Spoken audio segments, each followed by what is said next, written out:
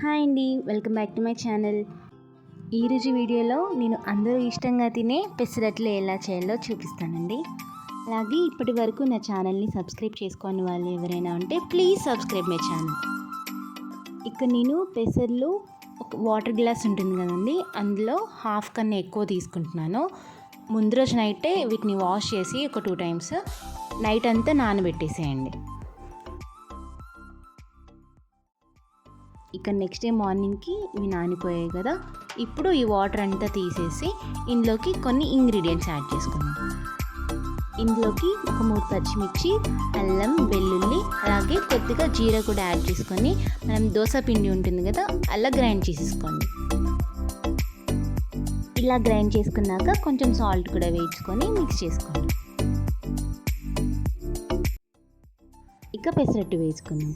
ఈ పెసరట్టుని మీడియం ఫ్లేమ్లో మాత్రమే పెట్టి చేయాలండి. హై ఫ్లేమ్లో పెడితే మాత్రం పైన కాలుతుంది కానీ లోపల పిండి పిండి అలాగే ఉంటుందండి, టేస్ట్ బాగోదు.